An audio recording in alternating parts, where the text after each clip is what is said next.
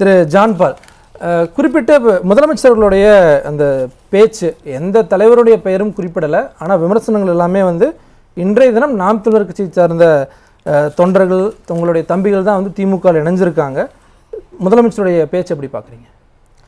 இல்லை, இது முதலமைச்சருடைய பேச்சை பொறுத்த வரைக்கும் வெளிப்படையாக ஒன்று சொல்ல வேண்டும் என்றால், இன்று திமுக தன்னுடைய வரலாற்று எதிரியை முதலாக சந்திக்க தொடங்கிவிட்டது. இதுதான் உண்மையான நிகழ்வு. இதுவரைக்கும் 60 ஆண்டு காலமாக இல்லை, இந்த யுத்தம் எப்பயோ தொடங்கி விட்டுச்சு. திராவிடமா தமிழ் தேசியமா என்ற யுத்தம் எப்பயோ தொடங்கி விட்டது, முன்னாடி காலத்திலே தொடங்கி விட்டது. ஆனால் இடைப்பட்ட காலத்தில் எங்கள் முன்னோர்கள் செய்த பிழை நிமித்தமாக இந்த யுத்தம் ஒரு இது இல்லாமல் இருந்துச்சு. மீண்டும் இந்த யுத்தம் 2021 தேர்தலில் எப்போ நாம் தமிழர் கட்சி தனித்து போட்டிக்கிட்டு 6% மேற்பட்ட வாக்குகளை பெற்றதோ அன்றே பிரசாந்த் கிஷோர் என்ற ஒரு பீகாரியை வைத்து இவர்கள் வெற்றி பெற்றார்கள். ஆனால் நாங்கள் எந்த ஒரு பீகாரியை எவங்கிட்டையும் போகாம தனித்து நின்று நாம் தமிழர் கட்சி எந்த கட்சியுடன் கூட்டணி இல்லாமல் தனித்து எப்பொழுது போட்டிட்டு ஒரு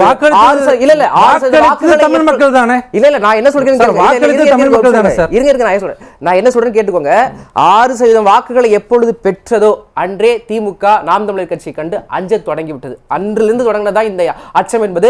இன்னைக்கு வரைக்கும் திமுக தலைமை எங்களுடைய எங்கள் அண்ணன் செந்தமிழன் சீமானுடைய பெயரையோ நாம் தமிழர் கட்சியினுடைய பெயரையோ வெளிப்படையாக உச்சரிக்கவில்லை. அந்த காலமும் நீங்கள் குறித்து வைத்துக் கொள்ளுங்கள். இன்னும் ஓரிரு மாதங்களில் ஐயா ஸ்டாலின் அவர்கள் எங்கள் அண்ணன் செந்தமிழன் சீமான் பெயரை உச்சரித்து பேசுவார். அந்த நாள் வரதான் போகின்றது. மாற்றுக்கருத்தில் இன்றைய கேள்வி உள்வாங்கிங்க. அந்த கட்சி பெயரையோ இல்ல நபர் பெயரையோ வந்து ஏன் குறிப்பிடலை அப்படிங்கிறதுக்கு வந்து இன்றைய தினம் வந்து முதலமைச்சர் ரொம்ப விரிவா வந்து சொல்லியிருக்காரு. குறிப்பிட்டு அந்த கட்சியின் பெயரை கூட சொல்ல எங்கள் வாய் வரவில்லை. எத்தனையோ கட்சிகள் இருக்கிறது, எத்தனையோ கட்சியின் பெயரை சொல்கிறோம். ஆனால் இந்த கட்சியின் பெயரை சொல்ல நாங்கள் மறுப்பதற்கு என்ன காரணம்? உண்மையிலேயே ஒரு அரசியல் கட்சியாக இருந்து மக்களுக்கு பாடுபட்ட கட்சியாக இருந்து மக்களுக்காக உழைக்கும் கட்சியாக இருந்து உண்மையிலேயே தமிழர்களுக்காக பாடுபடும் கட்சியாக இருந்தால் நிச்சயமாக பெயரை சொல்லலாம். வேஷமிட்டு சிஎமோட ஸ்பீச் தான். வேஷமிட்டு கொண்டிருக்கும் ஒரு நாடகத்தை நடத்தி கொண்டிருப்பவர்கள் எல்லாம் நான் அடையாளம் காட்ட விரும்பவில்லை அப்படிங்கிற. ஆமா, இவங்க யார் பேரெல்லாம் உச்சரிப்பாங்கன்னு நான் சொல்றேன். எச் ராஜாவின் பெயரை உச்சரிப்பாங்க. அதுல அவங்களுக்கு மாற்று கருத்து இல்லை. ஓகேவா? தன்னுடைய சொந்த கட்சியினுடைய தலைவர்களை இதைவிட அண்ணன் சீமான் அவர்களை அவர் ஐயா எழுத்தாளர் வந்து ரொம்ப ஆக்ரோஷமா சொன்னாங்க. அவர் பேரை கூட நான் குறிப்பிட விரும்பல அப்படின்னு சொன்னாங்க. எங்கள் அண்ணன் செந்தமிழன் சீமான் பேசியதை விட எச் ராஜா தமிழ்நாட்டில் திமுகவையும் பெரியாரையும் குறித்து எந்த ஒரு மேடையாவது பேசாமல் இருந்திருக்கிறாரா?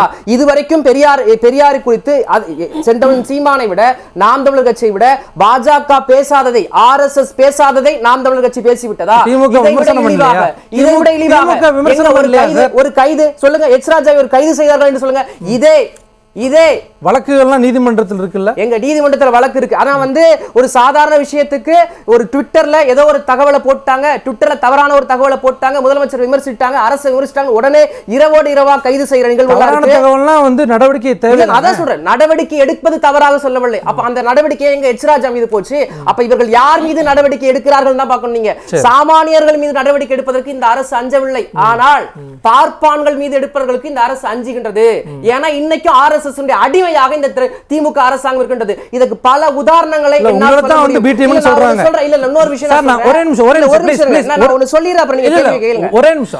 நான் வந்து இன்பிட்வீன் கேட்கும்போது அதை நீங்க அப்சர்வ் பண்ணிக்கீங்க. நீங்க அதை வந்து எடுத்துக்கலைன்னா வந்து அது சரியாகவும் போகாது. அதனாலதான் குறிப்பிட்டு இன்றைய தினம் வந்து திமுக சேர்ந்த நாம் தமிழர் கட்சியில் இருந்த தம்பிகள் என்ன குறிப்பிடுறாங்கன்னா, ஒவ்வொரு தினத்திற்கும் ஒவ்வொரு கொள்கையை வந்து திரு சீமான் அவர்கள் பேசுறாரு. எங்களுடைய வாழ்நாளையே வந்து இதன் காரணமாக இழந்திருக்கோம். ஒரு கதை ஆசிரியரை நம்பி எங்களுடைய வாழ்நாளை இழந்திருக்கோம். ஒரு பத்திரிகையாளர், நீங்க ஒரு நெறியாளர், உங்களுக்கு தெரியாம இருக்காது.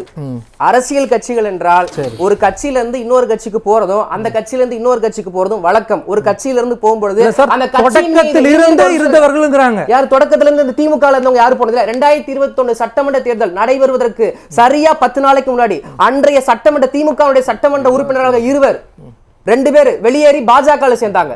ஏன் அன்னைக்கு இதே நீங்க எடுத்துக்கோங்க, அந்த 2 பேருமே பல்வேறு காலகட்டமாக திமுக இருந்தவங்க. அவங்களுடைய வரலாறே திமுக தான், திராவிட கழகம் தான். அப்ப அவங்க என்ன சொல்லுவீங்க? ஒரு அரசியல் கட்சியிலிருந்து இன்னொரு அரசியல் கட்சிக்கு போகும்பொழுது அவர்கள் ஏதோ ஒரு நோக்கத்துக்காக போலாம், ஏதோ ஒரு நோக்கத்துக்காக போறான். அப்ப அந்த நோக்கத்தை நிறைவேற்றிக் கொள்ளும் பொழுது அவன் எங்க போய் சேர போறானோ அந்த அரசியல் கட்சியின் தலைமையை புகழ்ந்து இருந்த கட்சியை இகழ்ந்து பேசுவது என்பது இங்கு வழக்கம். இது வந்து புதிய விஷயம் இல்லை. இது நாம் தமிழர் கட்சிக்கு மட்டும் புதுசா நடப்பது போன்று இந்த திராவிட மீடியாக்கள் இதை கொண்டு வரதான் இங்க தவறுன்றோம். இல்ல, திராவிட மீடியாக்கள் யாரும் கொண்டு வரல. ஆர்எஸ்எஸ் கொள்கையை நோக்கி சீமான் போறதுனால தான் நாங்க கட்சியை விட்டு வெளியே ஆர்எஸ்எஸ் கொள்கையை நோக்கி சீமான் போறதுக்கு ஏதாவது ஒரு உதாரணத்தை சொல்லுங்க. நான் சொல்றேங்க, திமுக ஆர்எஸ்எஸ் கொள்கையோடு இணைந்து செல்கின்றது. நான் பல உதாரணங்கள் நான் சொல்லுவேன். நான் எத்தனையோ உதாரணங்கள் சொல்ல முடியும்.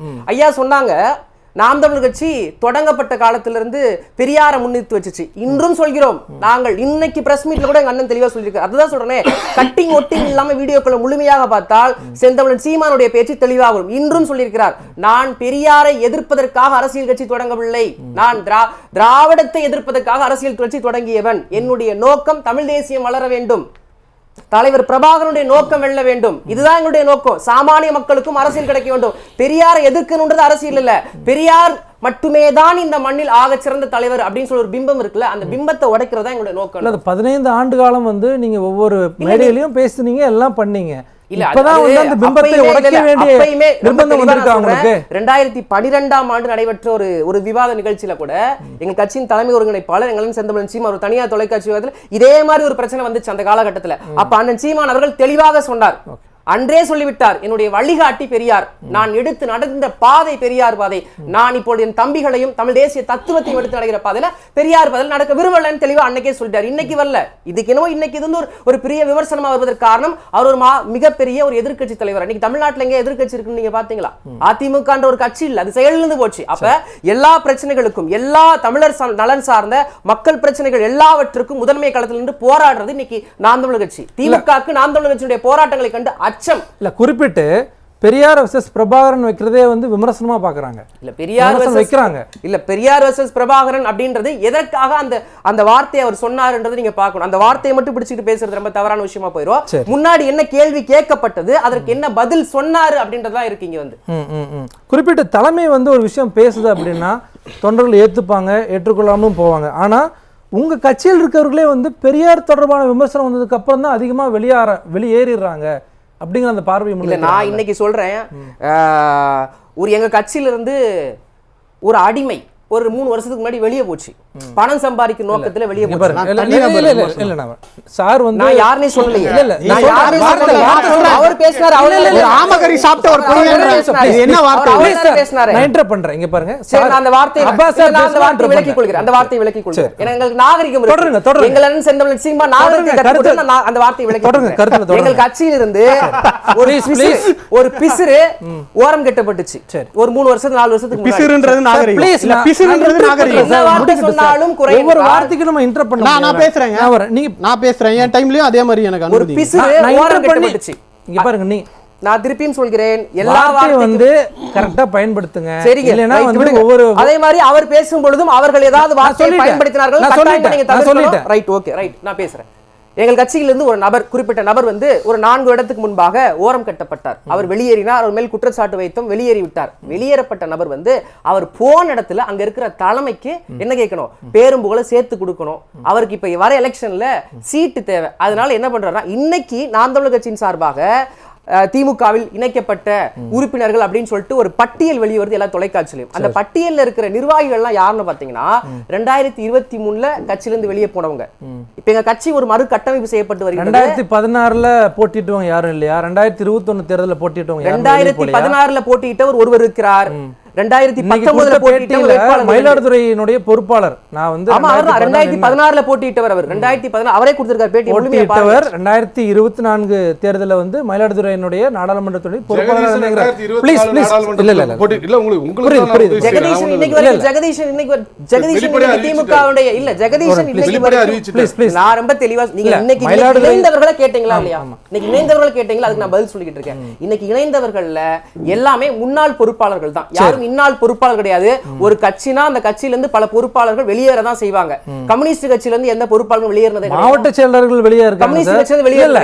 எனக்கு நல்ல ஞாபகம் இருக்கின்றது. 2016 சட்டமன்ற தேர்தல் நடந்து கொண்டிருக்கும் பொழுது ஒரு விருதுநகர் மாவட்டத்தினுடைய இந்திய கம்யூனிஸ்ட் கட்சியை சார்ந்த மாவட்ட செயலாளர் விருதுநகர் மாவட்டத்திலே அதிமுக ஜெயலலிதா தலைமையில் இணைஞ்சார். அப்ப எல்லா கட்சிகளும் மாவட்ட செயலாளர் இல்ல அவர் எம்எல்ஏ அவர் மீண்டும் திரும்பி சிபிஐல வந்துட்டாரு. மன்னிப்பு புரியுது. அந்த தகவலை அவருக்கு தெரியும். வாய்க்கு பேச கூடாது. நிரூபிக்கிறேன். மாவட்ட நிரூபிங்க. நீங்க நிரூபிங்க. நிரூபிங்க போ. சரி சரி. ஏங்க மாவட்ட செயலாளர் இல்லை. அப்ப வந்து டி ராமசாமி என்கிற மூத தோழர் தான் மாவட்ட செயலாளர். இவர் மாவட்ட குழுவில் இருந்தார். எம்எல்ஏ இருந்தார். தப்பா பேசாதீங்கன்றனா நீங்க சொன்னதெல்லாம் ஏத்துக்கல. இருங்க ஒரு நிமிஷம். என்னுடைய நேரத்துல என்ன பேச விட்டாதான் பேசுங்க. இல்ல உங்க நேரத்துல நீங்க பேசுறதெல்லாம் ஒரு கட்சி சார்ந்த ஒரு நபர் சரி சரி பேசுறதெல்லாம் மத்த ஒரே கட்சி சார்ந்த மூணு பேர் நீங்க கூப்பிட்டு இருக்கும் பொழுது அவங்களுடைய குரல் தான் இங்க ஒலிக்குது. என்னுடைய குரல் வெளியில வராது. மக்கள் கருத்து சார்ந்து போகாது. எனக்கு தெரியாது. தொடருங்க, முடிங்க. அடுத்து ஏன்னா மக்கள் பாத்துக்கிட்டு இருக்காங்க. சரி தொடருங்க. பொய் அதுக்காக சொல்லல சார். ப்ளீஸ் என்ன சொன்னீங்க? ஒரு குறிப்பிட்ட கட்சி நாம் தமிழர் இல்ல கட்சி சார், மட்டுமே என்னோட கேள்வி என்னவா இருந்துச்சுன்னா, சொல்லுங்க. மாவட்ட செயலர் 8-9 பேர் வந்து வெளியேறி இருக்காங்களா சார்? அதுக்கான உங்களுடைய பதில் தான். நான் தான் சொல்றேனே, அவர்கள் இந்நாள் மாவட்ட செயலர்கள் கிடையாதுன்றது தெளிவா சொல்கிறேன். இந்நாள் அவர்கள் பொறுப்புல கிடையாது, யாருமே கிடையாது. எல்லாம் முன்னாள் மாவட்ட செயலர்கள். எங்கள் கட்சி மறுகட்டமைப்பு செய்யப்பட்டு கொண்டிருக்கின்றது. அந்த மறுகட்டமைப்பு இவங்களுக்கு அந்த பதவி மீண்டும் கொடுக்காதனால இவங்க எல்லாம் எப்பயோ வெளியேறப்பட்டவங்களை திருப்பியும் ஏற்கனவே இவர்கள் எல்லாமே வந்து திமுக அமைச்சர்கள் சேலத்துல கோயம்புத்தூர்ல இணைந்தவர்கள் தான். 3 மாசத்துக்கு முன்னாடி அவங்களை திருப்பியும் கொண்டு வந்து இன்னைக்கு ஒரு நாடக கம்பெனி நாடகம் ஆடிக்கொண்டிருக்கின்றது. சரி, அவர் ரொம்ப பதற்றத்துல இருக்காரு. நீங்க தொடருங்க சார். தனிப்பட்டது வேணா கருத்தா போங்க ப்ளீஸ். எனக்கு என்ன பதட்டம் இல்ல, ஒரே ஒரு பழநெடுமாறன் ஐயாவை சொன்னதுனால சொல்றேன். அவர் பழநெடுமாறன் ஐயாவை உதாரணமா காட்டினதுனால நான் சொல்றேன். சரி, 2024 நாடாளுமன்ற தேர்தலுக்கு முன்னாடி இதே பழநெடுமாறன் தான் பாஜகவினுடைய இன்றைய மாநில தலைவரை கூப்பிட்டு, பாஜக தமிழ்நாட்டில் காலூன்றினால் பாஜகவினுடைய மாநில தலைவராக இருக்கிற அண்ணாமலை 2026 தமிழ்நாட்டின் முதலமைச்சர் ஆனா ஈழம் கிடைக்கப்படும், தமிழர்களுக்கு விடுவு காலம் பிறக்கும் பேசினார். இதை திமுக ஒத்துக்குதா? இதுல எழுத்தாளர் ஐயா ஒத்துக்கிறாரான்னு கேட்டுக்கிறேன். ஏன்னா அவரை உதாரணம் காட்டி பேசினதுனால சார் ஏற்றுக்கொள்கிறாரா இல்லையா அப்படிங்க. நீங்க யார உதாரணம் காட்டி பேசுறீங்க? அவர் இதுக்கு முன்னாடி ஒரு வாதம் வச்சிருக்காரு, ஒரு கருத்து சொல்லிருக்காருன்றப்ப அதை ஏத்துக்கலாம் நான் கேட்கிறேன். சரி, ஓகே, அந்த கேள்வி முன்வைக்கீங்க. அடுத்தது அதுக்கு பதில் சொல்லாம எதை சொன்னாலும் குறுக்கிடுவது என்பது என்னது? எதை சொன்னாலும் குறுக்கிடல சார். காலம் நேரம் இருக்குல்ல. பெரியார் அவர்களையும் பிரபாகரன் அவர்களையும் வந்து ஒப்பிடும்போது ஒரு உலகத்தமிழ் மக்களுக்கான ஒரு தலைவராக இருந்த திரு பழநெடுமாறன் இந்த கருத்தை சொல்றாரு. அதன் அடிப்படையில் தான் அவங்க சொல்றாங்க. நீங்க அடுத்த விஷயம் நான் என்ன சொல்ல வரேன்னா வந்து தமிழ் மொழியை காட்டுமிராண்டி மொழி என்று சொன்னவர் யார்? ஓகேவா? சரி, இஸ்லாமியர்களை ஆதரிப்பது என்பது மலத்தின் மீது கால் வைப்பதற்கு சமம் என்று சொன்னவர்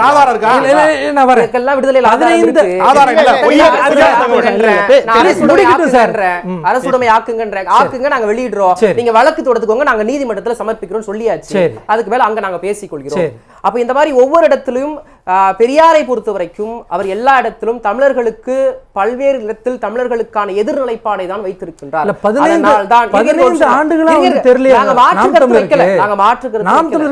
ஆண்டுகளமா தெரியவில்லை என்று சொல்லல, ரொம்ப தெளிவாக பேசுறாரு. அது வந்து நாங்கள் படித்து புரிந்து கொண்டு இன்று நாங்கள் வெளிப்படையாக பேச வேண்டிய நீங்க அரசியல் பண்ணக்கூடிய தமிழ்நாட்டுல தமிழர்கள் இருக்கக்கூடிய பகுதியில் நீங்க திருப்பி நாம் தமிழர் கட்சி வந்து இன்னைக்குதான் பெரியாருடைய இந்த கருத்துக்களை வெளியே பேசுற மாதிரி நினைச்சிட்டு இருக்கீங்கன்னு நினைக்கிறேன். 2012 பேசியிருக்காங்கன்னு சொன்னேன். 2019 நாடாளுமன்ற தேர்தல் கட்டத்திலே எங்களன் செந்தமிழ் சீமான் இதே மாதிரி ஒரு கருத்தை சொல்லி அப்பயும் ஒரு விவாதம் இந்த மாதிரி போயிருக்கு. அப்ப தொடர்ந்து பேசிக்கிட்டு தான் வருது. இந்த காலகட்டத்தில் பேசப்பட்டதுக்கான நோக்கம் என்ன? இந்த விவாதம் தொடங்கப்பட்டது இதே மாதிரி செய்தியாளர் சந்திப்புல விஜயை குறித்து ஒரு கேள்வி முன்வைக்கப்படும் பொழுது பெரியாரை அவர் ஏன் தலைவராக ஏற்றுக்கொண்டார், கொள்கை தலைவராக அந்த கேள்விக்கு பதில் சொல்லும் பொழுதுதான் பெரியார் இப்படி எல்லாம் பேசியிருக்கிறாரே அப்படின்னு முன்வைக்கும் பொழுதுதான் இந்த விவாதம் தொடங்குச்சு. அப்ப இங்க இந்த விவாதம் என்பது இப்படிதான் வந்துச்சு. தனிப்பட்ட முறையில் நாம் தமிழர் கட்சிக்கும் பெரியாருக்கும் எந்த விதமான நேரடி பகை கிடையாது. நாங்கள் இன்னைக்கும் சொல்கிறோம் பெரியாரின் நல்ல தத்துவங்களை நாங்கள் ஏற்றுக்கொள்ள தயாராக. இன்னைக்கு பிரஸ் மீட்ல சொல்லியிருக்காங்க திமுக அரசு திமுகவினுடைய கொள்கையில வந்து உடைக்கிறதுக்கான ஒரு விஷயமா திரு பெரியார். என்ன சொல்றேன் ஐயா, ஐயா கருணாநிதி அவர்களே பெரியாருடைய பல்வேறு கொள்கைகளை எதிர்த்து பேசியிருக்காரு. எதுக்கு திராவிடர் கழகத்துல இருந்து அறிஞர் அண்ணா வெளியேறி வந்தாருங்க ஐயா. அப்ப நீங்க அவ்வளவு இது போகாதீங்க, புரியுது? இல்ல நான் என்ன சொல்றேன்னா, எல்லா தலைவர்களுடைய கொள்கையிலும் ஏதோ முரண்பாடு இருக்கும் பொழுது அந்த தலைவர்கள் வெளியேறுவது இயல்பான ஒன்று. அப்ப அதே மாதிரி அந்த பாதையில் வந்த எங்கள் அண்ணன் இன்று அவர் கொள்கையில் முற்றிலுமாக முரண்படுகிறார், அதை உடைத்து விட்டு வெளியேறுகிறார். இதுல என்ன தவறு இருக்கு? சரி, ஓகே. நாங்க எந்த இடத்துலயும் பெரியார் சொன்ன கருத்துல மாறுபடவே இல்லை. பெரியார் மேல வற்ற குற்றச்சாட்டு தெளிவா இருக்கும். நாங்கள் குற்றம் சாட்டுகிறோம், அதற்கான ஆதாரத்தை நீங்க மறுக்கிறீங்க. நீங்க ஆதாரத்தை